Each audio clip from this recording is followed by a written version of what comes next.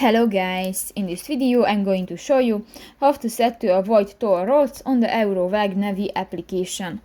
But first of all, I just want to mention, please don't forget to subscribe to our channel, because at 100,000 subscribers we are going to show you our YouTube revenue statistics and growth strategy, how to make money online. So let's jump into it. First of all, open the application on your device. Click to the profile icon at the upper right corner of the screen and go to the settings button.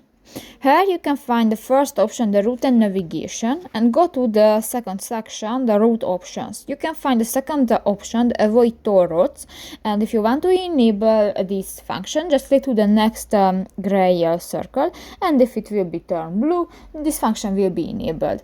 So that's pretty much it for this video, guys. See you in the next one. Bye bye.